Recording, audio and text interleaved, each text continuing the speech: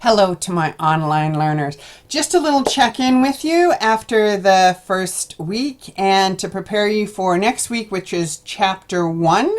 I want to give you a little to-do list to do. First off, comments on Blackboard. Most of you have logged into Blackboard already. Way to go.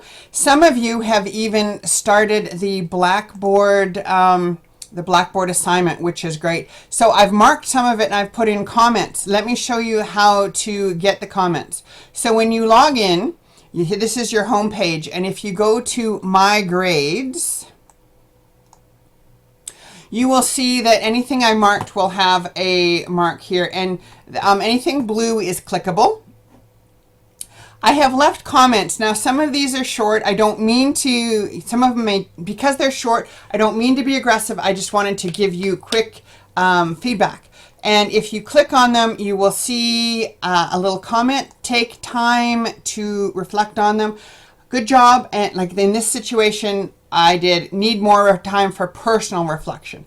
I want you to, as you go through the Blackboard, is to think about how is it going to help your learning and how is it going to help your organization. Now, the way I am going to lay things out in the next unit, I'm going to release it in chunks, but it's important you realize that the deadline for all of Unit 1 is on the 16th. So the exam is September 17th and September 18th, and I'll talk more about the exam next week. And you have the assignments until the 16th.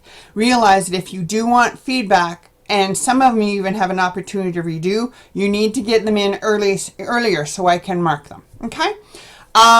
Some of you are concerned about that. So please realize all of Unit 1 is more or less released right now, and you need to keep working because I just keep releasing more, okay? The whole idea of online and the whole idea of college is to prepare you to be a learner-centered, a student-centered learner, which means you as a learner learn to learn yourself. That's actually a whole new term called metacognition.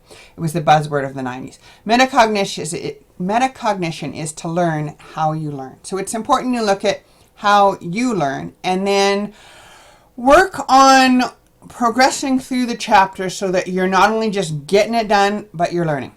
Okay. Let's look at Unit 1, Chapter 1. So I've put out an announcement, and you see in this announcement I have a to-do list. The to-do list is to download the reading guide, look at lectures on part 1 and 2, then there's a homeostasis video, a medical terminology video, and to complete the medical terminology activity.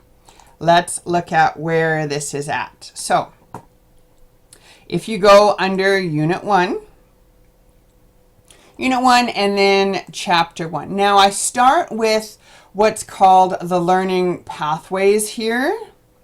And the thing about the learning pathways is you have an example of the objectives. So this is what I want you to do. Learn these terms, recall this, recognize and restate. It's all here.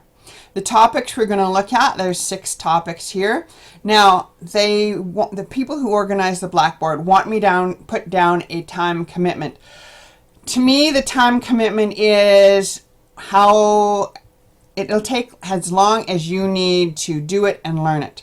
Please realize this is 3 credits, a 3-credit course, which means you should be doing at least 6 to 8 hours a week. So set time, 6 to 8 hours, and in chunks. Don't try to do it all at once. Your brain will fill up. Work in chunks to get it done. Okay? So here you see I have in the overview, I have the things to do. Your reading guide is found on the side under reading guides. Then when you go to Chapter 1, here are your 2 introduction videos. I was having a bit of a hard drive problem, so number 1 ends abruptly, but that's because I ran out of space. So do them both. Go through, listen to the details on what you need to know. Please realize we're still doing an introduction, so there's quite a bit of stuff. so it'll be at a surface level. Then there's a little bit on the concept of homeostasis with some videos there. Then a medical terminology video for you to watch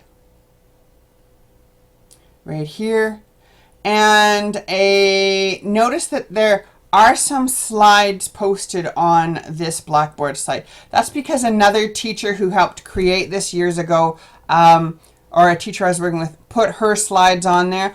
I prefer that you use the reading guide and make your own, but this is good if you need more solid information. Now, one of the assignments I have for you this unit, this chapter, is what's called medical terminology. The whole idea of medical terminology is to realize that big words have little parts in them, and the little parts are significant. So once you understand the little parts, the big words make more sense. And this is just an introduction. I don't want you to start memorizing this, because memory for the sake of memory won't stay in your brain. But I want you to become aware that as we go through, big words have meaning. So the term cardio is an example. Cardio is heart. So if you need to see a cardiologist, that is the guy who studies the heart. The pericardium is the membrane around the heart. If you have a cardiac infarction, then a myocardial infarction. Myo means muscle, cardio means heart, infarction means lack of blood flow. So that means you have lack of blood flow to the heart, which is a heart attack. Okay? The way this activity works, the information is here. Take time and read it.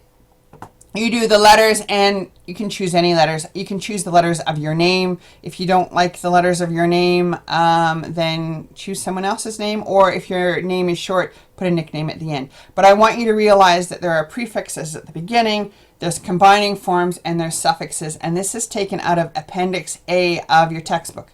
Now, if you don't have a textbook yet, find a friend. Or you can also check out a Facebook site called RDC Textbooks. Kijiji might have some for sale. The Students' Union, or Students' Association, also has a place where you can buy textbooks, or you can order it on Amazon. It's going to take a little for Amazon to come, but make sure you get one. If you're struggling with that, let me know. When you go through, so the letter, if we're going to do this, I'm going to choose the letter D. I go to the appendix, which is near the back of the book. It's about page 459 or so.